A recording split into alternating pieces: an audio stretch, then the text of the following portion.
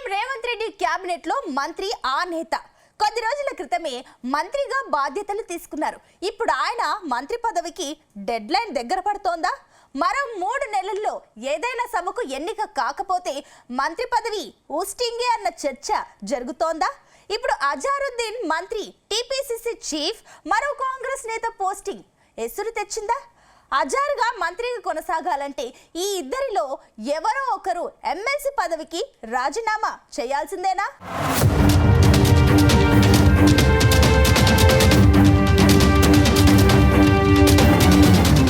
తెలంగాణలో మైనారిటీ శాఖ మంత్రి అజారుద్దీన్ ను పదవి గండం వెంటాడుతోంది. ఆయన మంత్రి పదవిగా కొనసాగేందుకు డెడ్ లైన్ దగ్గర పడుతోంది. ఇటీవల జూబ్లీహిల్స్ బైపోల్ సమయంలో మంత్రిగా బాధ్యతలు తీసుకున్న అజారుద్దీన్ ఏదైనా సభకు ఎన్నిక కావాల్సి ఉంది. కానీ ఏ సభలో అవకాశం లేకపోవడంతో అజారుద్దీన్ ను గవర్నర్ కోటాలో ఎమ్మెల్సీగా నామినేట్ చేశారు. ఇప్పుడు ఆయన ఎమ్మెల్సీ అయ్యేందుకు పరిస్థితులు కూడా కనిపించడం లేదు. గవర్నర్ కోటా కింద అజారుద్దీన్, ప్రొఫెసర్ కోదండరాంను ఎమ్మెల్సీలుగా నామినేట్ చేయడం చెల్లుబాటు అవుతుందా లేదా అనే దానిపై విచారణను సుప్రీంకోర్టు మార్చి 19కి వాయిదా వేసింది. దాంతో ఎమ్మెల్యే కోటాలో ఎమ్మెల్సీగా పంపించే అవకాశాలు ప్రభుత్వం పరిశీలిస్తున్నట్టు తెలుస్తోంది.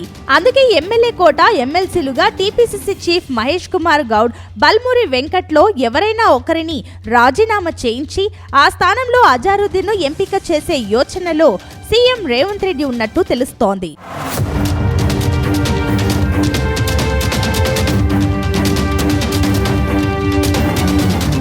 తాజాగా అజారుద్దీన్ మంత్రి పదవిపై హరీష్ రావు సంచలన కమెంట్స్ చేశారు. అజారుద్దీన్ మంత్రి పదవి మున్నాళ్ల ముచ్చటే అని హరీష్ రావు అంటున్నారు. ఆయనకు ఎమ్మెల్సీ ఇవ్వలేదని, అందువల్ల మరో 3 నెలల్లో ఎమ్మెల్సీ కాకపోతే తప్పకుండా మంత్రి పదవి పోతుందని హరీష్ రావు బాంబు పేల్చారు. అంతేకాదు, అజారుద్దీన్ మంత్రి పదవి కూడా కేసీఆర్ పుణ్యమే అని హరీష్ రావు చెబుతున్నారు. తాము జూబ్లీహిల్స్ ఉప ఎన్నికల్లో గట్టిగా ప్రశ్నించినందువల్లనే అజారుద్దీన్ కు మంత్రి పదవి దక్కిందని అంటున్నారు. అందుకే మాజీ సీఎం కేసీఆర్ ఫోటోకు అజారుద్దీన్ దండం పెట్టుకోవాలని హరీష్ రావు సెటర్లు వేశారు. మరోవైపు తెలంగాణలో ఎమ్మెల్సీ పదవులు అయితే ప్రస్తుతానికి ఖాళీ లేవని హరీష్ రావు గుర్తు చేస్తున్నారు. దాంతో అజారుద్దీన్ ని ఏ విధంగా నామినేట్ చేస్తారు అన్నది చర్చగా ఉంది. నామినేట్ చేయకపోతే కనుక ఖచ్చితంగా హరీష్ రావు చెప్పినట్లుగానే అజారుద్దీన్ రాజీనామా చేయాల్సి ఉంటుంది. మరి కాంగ్రెస్ పెద్దలు ఏ ఆలోచనలో ఉన్నారో అన్నది చూడాలని అంటున్నారు. ఈ నేపథ్యంలోనే కాంగ్రెస్ పార్టీ అలర్ట్ అయ్యారని తెలుస్తోంది.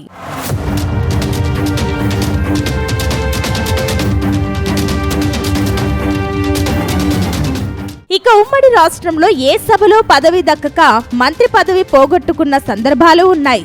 1995 సెప్టెంబర్లో సీఎం చంద్రబాబు క్యాబినెట్లో మంత్రిగా నందమూరి హరికృష్ణ ప్రమాణం చేశారు. అప్పటికి ఏ సభలోనూ హరికృష్ణ సభ్యుడు కాదు. 6 నెలల్లో ఆయన నెగ్గాల్సి ఉంది. హిందూపురంలో ఉప ఎన్నిక ఆ తర్వాత వచ్చింది. ఎన్టీఆర్ 1996 జనవరి 18న మరణించారు. ఇక ఎమ్మెల్సీగా ఉన్న హరికృష్ణను నామినేట్ చేయలేదు. దాంతో ఆయన పదవీ కాలం 1996 ఫిబ్రవరిలో ముగుస్తుంది అనగా ముందుగానే రాజీనామా చేశారు. అయితే ఆయన హిందూపురం ఉప ఎన్నికల్లో గెలిచి వచ్చారు. కానీ తిరిగి మంత్రిగా తీసుకోలేదు. అప్పట్లో రాజకీయ అవసరాల కోసం మంత్రి పదవి ఇచ్చినా ఆ తర్వాత ఉభయ సభల్లో ఎక్కడో ఒక చోటు కల్పించకపోతే జరిగేది ఇదే అని ఉదాహరణగా చెబుతున్నారు.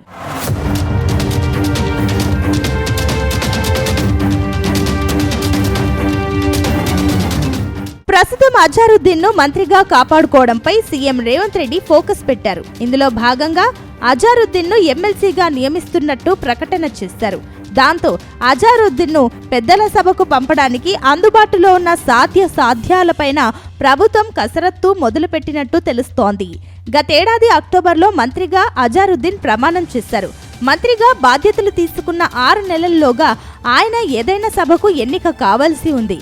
కానీ ఇప్పట్లో అజారుద్దీన్ ఎమ్మెల్సీ కావాలంటే ప్రస్తుతం ఉన్న ఎమ్మెల్సీల్లో ఎవరైనా ఒకరు రాజీనామా చేయాలనే చర్చ జరుగుతోంది. ఎందుకంటే గతంలో గవర్నర్ కోటా కింద అజారుద్దీన్, ప్రొఫెసర్ కోదండరాంలను ఎమ్మెల్సీలుగా నామినేట్ చేయడం చెల్లుబాటు అవుతుందా లేదా అనే దానిపై విచారణను సుప్రీంకోర్టు మార్చి 19కి వాయిదా వేసింది. ఆ తర్వాత సుప్రీంకోర్టు ఎలాంటి తీర్పు ఇస్తుందో తెలియడం లేదు. అందుకే ఇతర ప్రత్యామ్నాయాలపైన సీఎం రేవంత్ రెడ్డి కసరత్తు చేస్తున్నట్టు తెలుస్తోంది.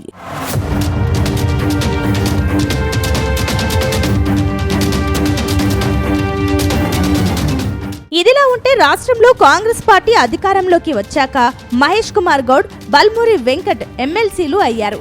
ఈ ఇద్దరిలో ఒకరిని రాజీనామా చేయిస్తారనే చర్చ జరుగుతోంది. ఆయన స్థానంలో అజారుద్దీన్ ను పెద్దల సభకు పంపుతారనే టాక్ వినిపిస్తోంది. మరోవైపు BRS MP KR Suresh Reddy పదవీ కాలం ఏప్రిల్న ముగియనుంది.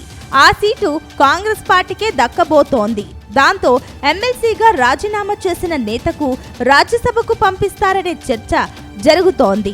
ఒకవేళ బల్మూరి వెంకట్ రాజీనామా చేస్తే మాత్రం ఆయన్ను ప్రభుత్వ సలహాదారునిగా నియమిస్తారని గాంధీ భవన్ వర్గాల్లో జరుగుతున్న చర్చ. మరోవైపు గవర్నర్ కోటాలో నామినేటెడ్ చేయబడ్డ ఎమ్మెల్సీల్లో ఒకరిని రాజీనామా కోరే అవకాశం ఉందని తెలుస్తోంది. బి దయానంద్, బస్వరాజు సారయ్య ఈ ఇద్దరు నేతల పదవీ కాలం నవంబర్లో పూర్తి కానుంది. అయితే కవిత రాజీనామాతో నిజామాబాద్ స్థానిక సంస్థల కోట ఖాళీగా ఉంది. అయినప్పటికీ ఇప్పట్లో ఎంపీటీసీ, జెడ్పీటీసీ ఎన్నికలు నిర్వహించాలి. ఆ తర్వాత ఎన్నికలకు వెళ్ళాలి. అక్కడ ఏదైనా తేడా కొడితే మొత్తానికి మంత్రి పదవి పోతుంది. అందుకే స్థానిక సంస్థల కోటా ఎన్నికను పూర్తిగా పక్కన పెట్టారని తెలుస్తోంది.